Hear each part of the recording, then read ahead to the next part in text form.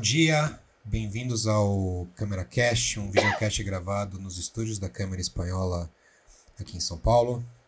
No episódio de hoje, a gente, em parceria com o Comitê de Internacionalização, vai refletir um pouco sobre as mudanças no sistema tributário e como é que essas mudanças podem impactar a atuação internacional das empresas, o que é preciso que as empresas considerarem para se adaptar, crescer e garantir uma competitividade nesse ambiente novo. Eu sou Leonardo Brigante, sócio fundador do Brigante Advogados, líder do Comitê de Internacionalização da Câmara Espanhola, e hoje estou aqui com o Dom Javier, da Embaixada da Espanha, e também com Gustavo Dégelo, sócio tributário do Brigante Advogados. Vocês querem se apresentar, senhores, por favor? Bom dia, um prazer estar aqui no CâmeraCast, falar de um tema tão importante e tão atual que é a reforma tributária, o impacto nas operações das empresas nacionais que querem sair do Brasil e expandir os seus negócios fora e da mesma forma das empresas que estão no exterior e querem ingressar aqui no Brasil para investir em uma jurisdição que até então era complexa, e com a reforma tributária a tendência de fato é uma simplificação. Bom dia, sou Javier Sánchez Gallardo, conselheiro tributário da Embaixada da Espanha no Brasil, economista, doutor em Direito, auditor fiscal na Espanha, e estou aqui para acompanhar essa discussão e como parte do acompanhamento que estamos fazendo desde a Embaixada da reforma tributária, a imposição sobre o consumo aqui no Brasil. Ótimo, Javier, muito bacana você poder também trazer, de repente compartilhar alguma coisa do que Espanha e Europa já viveram em relação à reforma, em relação a essa perspectiva do IVA que o Brasil agora com a reforma tem, né?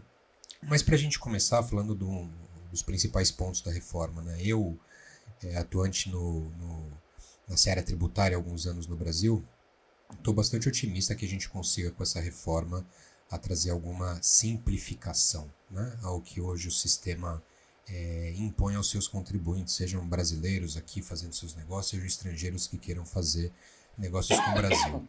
Para vocês poderem compartilhar, o que vocês veem como principais pontos e tópicos da reforma que podem impactar as operações internacionais das empresas que queiram fazer negócios com o Brasil? Ótimo, eu também sou entusiasta da reforma tributária, também vejo com bastante otimismo essa simplificação que de fato e na prática vai ocorrer no Brasil. Eu acho que o ponto principal, Leonardo, que a gente tem é a questão da harmonização da legislação. Eu gosto de trabalhar com a ideia e trazer como exemplo o ICMS, né, o imposto estadual. Aí são 26 estados e o Distrito Federal. Cada um regulamentando. Tudo bem, tem uma legislação própria federal, mas cada estado regulamenta a sua cobrança. O município, que é o ISS, cobra em razão do serviço prestado. São mais de 5 mil municípios no Brasil. Você tem o PIS, tem a COFINS, legislações próprias, é cumulativo, não é cumulativo, enfim, uma série de legislações espalhadas pelo ordenamento jurídico brasileiro, e agora não. Agora, com a Lei Complementar 214, que foi publicada dia 16 de janeiro desse ano, de 2025, a gente tem pela primeira vez uma lei com espírito nacional. Ela é um instrumento único onde traça o esqueleto do IVA dual brasileiro. E ele é dual porque ele é subdividido em dois, IBS e CBS. Então, para o estrangeiro que olha para o Brasil e tenta entender o modelo anterior, mais complexo, mais dificultoso, mais custoso, a partir de agora tem um modelo muito semelhante ao que se tem praticado nas maiores economias. É um movimento do Brasil em busca de um alinhamento com o mundo tributário exterior, em especial com as economias mais desenvolvidas. Não é de hoje que o Brasil sonha e quer muito alcançar uma cadeira na OCDE, e esse tema da reforma tributária está alinhado com esse desejo, né? Trazer um pouco da experiência internacional, do que tem dado certo lá fora para o Brasil. É óbvio que dentro do Brasil tem as suas peculiaridades. Ele é um IVA, é uma CBS, um IBS brasileiro, com as suas peculiaridades nacionais.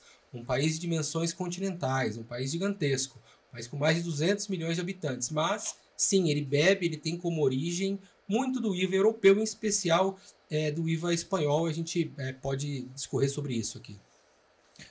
E do seu ponto de vista, Javier, trazendo também um pouco como conselheiro financeiro, o que você vê? Quais são os principais pontos e que similaridades você enxerga com relação ao IVA europeu e os desafios que vocês enfrentaram por lá?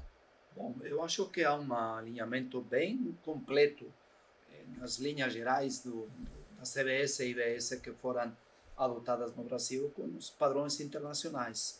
Impostos de base ampla, em que mercadorias e serviços são tratados da mesma forma e, portanto, se respeita muito o princípio da neutralidade e, ao mesmo tempo, um crédito tributário amplo também que garante que as decisões empresariais não serão influenciadas por questões tributárias, mas por questões de negócio, de estratégia empresarial, de eficiência econômica. Então, acho que esses são os patamares mais importantes dos modelos de IVA que tem internacionalmente, não só na União Europeia, mas também na Índia, no Canadá, na Austrália, Nova Zelândia, enfim, no resto da América Latina. Eu acho que o modelo de IVA que foi adotado no Brasil acompanha muito esses padrões, mesmo que o IVA aqui foi dividido em dois, CBS para a União ou IBS para os entes subnacionais, por causa do federalismo tributário que existe no Brasil, e foi essa decisão que foi adotada. Então, eu compartilho muito essas opiniões que o Gustavo expressou, com essa perspectiva internacional de alinhamento que eu estou explicando. Ótimo. Eu também particularmente acredito que essas mudanças podem influenciar positivamente o ambiente de negócios no Brasil e até as decisões estratégicas das empresas em se internacionalizar, né? Baseado num sistema talvez bastante mais próximo do que é o IVA europeu, ainda que o Brasil um país continental em termos de dimensões geográficas e com muitas diferenças vai impor aí dentro dessa janela de transição desafios, mas do ponto de vista de perspectiva realmente acho que para o investidor estrangeiro esse ambiente é bastante mais harmonioso, né, em relação ao sistema atual, que é um sistema cheio de interpretações, disputas, guerra fiscal, que a reforma objetiva acabar. Como é que vocês veem essas tomadas de decisão? Vocês já conseguem sentir o interesse de investidores estrangeiros querendo se adaptar ou entender um pouco da reforma a ponto de influenciar um novo trade com o Brasil, um novo investimento com o Brasil, eventualmente brasileiros que queiram fazer alguma coisa em Europa? Como é que vocês enxergam isso? É interessante a sua pergunta, porque a reforma tributária ela tem início efetivamente em 2023 com a emenda constitucional. E de lá em diante, muito do mindset do empresário, do investidor, seja ele estrangeiro ou nacional, mudou. Então, antes de 2023, se duvidava muito se de fato essa reforma tributária iria existir aqui no Brasil. Tentou-se durante décadas, é um tema que se carrega aí durante muito tempo no Brasil e que de fato não sabia se ia acontecer ou não. O ponto é que aconteceu e a gente vê um movimento muito interessante do empresário, do investidor, de novo, tanto nacional como estrangeiro. Por quê? Porque agora ele quer entender o que de fato vai implicar no negócio. Então, quando a gente fala de decisão estratégica do negócio, na fala anterior, o Herbert trouxe aqui o princípio da neutralidade. Eu acho que isso tem a ver com a estratégia do negócio, né? Há uma intenção muito grande com a reforma tributária, por exemplo, de benefícios fiscais regionais deixarem de existir. Consequentemente, se uma empresa está localizada em um estado única e exclusivamente em razão do benefício fiscal que esse estado tem, por exemplo, numa importação por Espírito Santo e na saída subsequente, a depender do regime especial, é possível reduzir essa alíquota para 4%. Então, isso é mais comum do que a gente imagina e chega bastante no escritório, essa possibilidade de estabelecer e realizar a importação pelo Espírito Santo.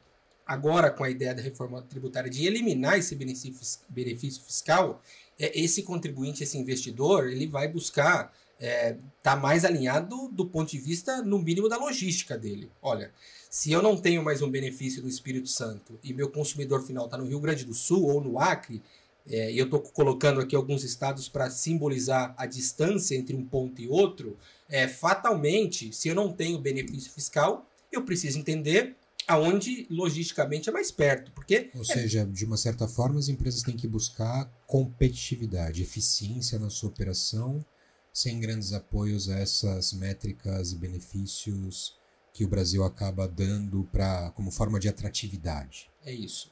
É isso porque, no fundo, com relação ao destino, que é um princípio novo aqui da reforma tributária, você vai buscar entender quem vai ser o estado ou o município que vai me cobrar o IBS. é onde, via de regra, se consome efetivamente o produto, né? Onde se recebe propriamente o produto. Então, é um olhar diferente, é um olhar mais estratégico para o negócio, é um olhar mais econômico para a operação, fatalmente na busca de maior competitividade dentro do cenário nacional e, de novo, né, muito alinhado com o que se pratica lá fora. Acho que esse é o ponto. E, Javier, de fato, esse entorno tributário sempre foi um desafio para as empresas estrangeiras que querem fazer negócios no Brasil, fazem negócios com o Brasil. Essas mudanças, de alguma forma, já chegam a influenciar alguma tomada de decisão? Como é que você sente isso lá como conselheiro financeiro da Embaixada? Eu acho que, bom, para começar, há um interesse muito grande na Espanha pelas mudanças que estão acontecendo no Brasil.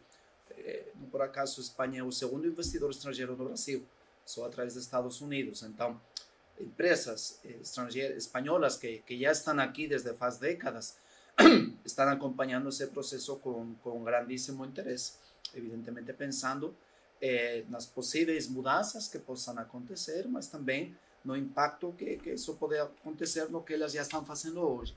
Até em termos de uma das características mais importantes da reforma, a meu ver, que é o incremento da transparência. Agora o consumidor vai saber muito melhor do que antes quanto imposto está pagando quando contrata qualquer coisa, quando compra qualquer mercadoria ou qualquer serviço. Então, acho que há um interesse grande e há uma grande também aceitação do que traz a reforma quanto ao alinhamento entre Espanha e o Brasil, o que é muito bom porque os mesmos sistemas, as mesmas formas de preparar as contabilidades, de apurar benefícios, tudo irão ser comuns, o que beneficia muito o entorno de negócios e a realização de investimentos comuns entre Espanha e Brasil, o que evidentemente é bom.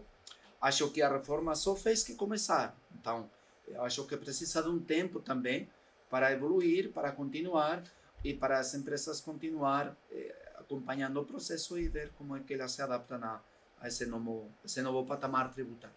E aqui, conectando, Javier, com a sua resposta, a gente tem exatamente talvez um desafio temporário, né? Mas a reforma ela tem uma janela até ser totalmente implantada de 7 anos. Né? Em 2033 teremos esse novo sistema tributário vigente. Até lá, as empresas que fazem negócios com o Brasil, as empresas que estão aqui domiciliadas, vão ter que conviver com esse desafio de trabalhar atual sistema com um novo sistema até que essa migração possa ser completa. Né?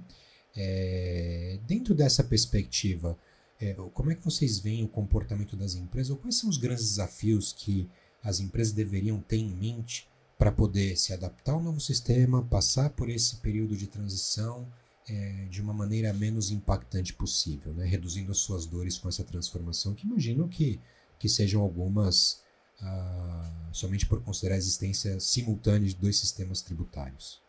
Acho que o primeiro ponto é sempre aquele, quem se antecipa sofre menos, né? Então a empresa, o empresário, o investidor, o grupo econômico que está de fato preocupado tem que começar a pôr em prática. E, num primeiro momento, entender a leitura, né, da sua operação e também propor ali um contraponto do que pode vir a ser a reforma tributária, como o Javier traz, ela iniciou-se no Brasil, e a gente está na fase de regulamentação. Então, a regulamentação ainda vai esmiuçar essa legislação, essa lei complementar em especial, para entender na prática. Tem outro projeto de lei complementar que trata do comitê gestor também, de outros pontos de tributação, em que ainda é um projeto, mas virá a ser fatalmente uma lei complementar. Mas o que o empresário, o investidor tem que estar preocupado? Com diversas áreas. É uma reforma tributária, mas ela não se esgota dentro do tema tributário.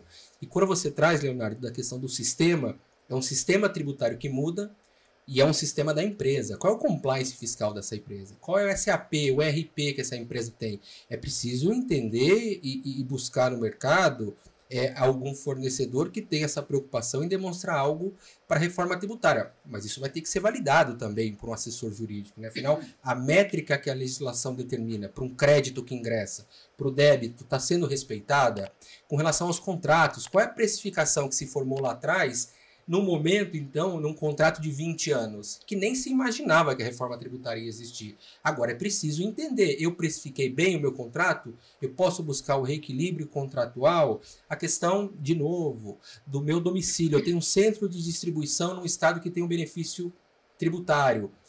única e exclusivamente porque, para mim, lá é mais barato do ponto de vista fiscal. Valerá a pena ter esse centro ainda lá? Será que não é melhor buscar você distribuir em alguns centros mais próximos aonde o consumidor de fato recebe esse produto, ou até se tratando de um serviço onde o serviço é prestado?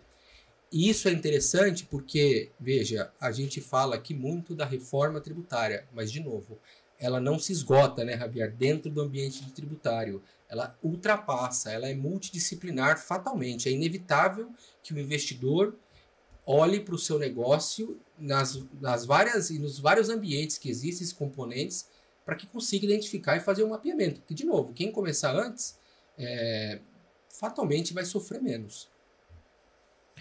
Javier, algum comentário? Acho que seria bacana porque, de certa maneira, a Europa ela tem alguns pontos, algumas similaridades com o que a gente vive no Brasil. No Brasil, por exemplo, a reforma trouxe, acho que foi um grande ponto da discussão, como os estados menos privilegiados ou menos envolvidos vão conviver com a reforma, né? Como a gente pode manter, e do ponto de vista, conectando um pouco com essas decisões estratégicas, algumas empresas, especialmente espanholas, que estão localizadas em estados menos desenvolvidos, têm apresentado alguma dúvida, alguma reflexão sobre será que me mantenho nessa localidade, será que vou, como o Gustavo bem colocou, né, preciso ser mais competitivo, não vou ter mais o efeito fiscal de um crédito presumido, de uma redução de base ICMS. Como é que isso impacta essa boa prática, como é que isso impacta a estratégia da empresa em relação ao seu negócio desenvolvido? Como é que você tem visto isso lá? E como a Europa, de certa forma, pôde cuidar, entre aspas, dos Estados-membros menos desenvolvidos em relação àqueles que já tinham um desenvolvimento mais consagrado, mais consolidado? Bom, eu acho que são questões diversas e várias, né? A primeira coisa é que se fala da empresa, a empresa tem que se adaptar, mas as empresas são entidades complexas também. Dentro da empresa tem que o departamento de finanças é um departamento, mas depois tem também departamento de vendas, o departamento de tecnologia, e a reforma tributária, como muito bem o Gustavo falou, toca todas essas áreas. Então é importante, e isso já está acontecendo, que as empresas se responsabilizem com uma modificação, uma mudança bem grande da forma de fazer negócios. Então, é assim que tem que funcionar. A Espanha passou por isso tempo atrás, quando se adotou o IVA em 1986, só que com uma situação bem diferente quanto à tecnologia tributária no fisco e nas empresas. Então, foi bem diferente, mas há uma mudança importante aí. Quanto à parte regional que você falou, bom, na Europa o que tradicionalmente se fez é ajudar o desenvolvimento das áreas menos desenvolvidas, mais pela parte da despesa que pela parte da receita pública. Então, o incentivo tributário, até para não atingir a neutralidade, foi mais pela parte das ajudas públicas, as subvenções. E continua sendo assim. Então, é uma mudança grande e, bom, essa é a mudança que tem que acontecer, que até já está prevista na emenda constitucional, que prevê uma série de fundos importantes, com montos muito importantes, para ajudar a compensar essa perda de ferramenta de política fiscal, que é a desaparição dos incentivos tributários. Aqui a gente tem a figura do Fundo de Desenvolvimento Regional, né, que ainda precisa ter as suas diretrizes um pouco mais claras, como atuará, né? Será que com subvenções, subsídios às empresas, ou mais aplicação em termos de infraestrutura e desenvolvimento de todo o entorno que seria atrativo alguém se implantar? Você vê alguma preocupação em relação a esse tema, Gustavo, de empresas que estão muito apoiadas em questões fiscais que podem, dentro dessa janela de reforma, terminar? Muito. Os clientes se preocupam, em especial aqueles clientes que têm um resultado positivo, muito em razão de um benefício fiscal, seja ele um crédito presumido de ICMS, seja uma redução da alíquota do ICMS, seja até um diferimento desse ICMS que não ocorre o efetivo pagamento e não sabe se de fato um dia vai ocorrer o fato gerador para que se recolha, então fica postergando esse ICMS. O Brasil é um país que tradicionalmente trabalha com essa ideia de benefício fiscal. Recentemente, a legislação da subvenção trouxe uma alteração, aí já não tem a ver com a reforma tributária, mas hoje é muito na linha de um crédito mais financeiro, propriamente dito, do que da ideia anterior de um benefício. O STJ se debruçou sobre o tema, pacificou ou não a discussão da subvenção para investimento, mas o ponto é que é uma preocupação legítima e verdadeira. Horas, os contribuintes viviam durante décadas nessa realidade. Agora vem o impacto da reforma tributária, porque, de novo, né, aquele que se programa antes vai fazer um mecanismo e entender dentro de si qual é o impacto fiscal que tem na alteração. Mas o ponto é que, com esse benefício sendo acabado, terminado, extinto, há uma preocupação no resultado da companhia fatalmente. E um outro ponto, ainda que a busca pelo benefício fiscal ela possa ser eliminada do ponto de vista da estratégia da decisão da companhia, alguns setores têm benefício fiscal na própria legislação. Vide alguns insumos do agronegócio, né? Eles têm redução da tributação do IBS e da CBS. Inclusive, uma curiosidade aqui, pelo que eu me lembro de cabeça, a primeira ação judicial contestando a reforma tributária é uma ação coletiva no STF, em que questiona exatamente sobre o ponto de vista da preocupação com o meio ambiente, se é legítimo a concessão de benefício fiscal para esses produtos do agronegócio, por exemplo. Então, alguns setores houve a manutenção e um outro ponto com relação à manutenção. Tanto existiu algum ponto de manutenção de benefício que a alíquota era de 20, 26,5 e ela subiu, ainda não está cravado, mas para 28 e alguma coisa, que tem sido ventilado até pelo próprio governo, muito em razão da necessidade de concessão de benefício para alguns setores. Porque aqui trabalha muito com a ideia da justiça fiscal, de que se todo mundo paga igual, a arrecadação ela é mais justa para o todo. Mas quando concede alguns benefícios para alguns setores, fatalmente outros terão que pagar mais. Então, essa mudança da potencial alíquota é muito em razão disso. Mas eu vejo muito uma preocupação legítima, uma preocupação verdadeira, mas a gente não pode também deixar de falar que alguns setores a legislação teve uma preocupação para trazer algum benefício. Eu acho que seria salutar, como Javier coloca, a Espanha já vive completará 40 anos, né? E fatalmente deve ter sido desafiada por todas essas peculiaridades. Talvez, não sei se há, mas se não houver, fica a dica de trazer para o comitê de regulamentação alguém que já tenha vivido essa realidade em 4 décadas, né?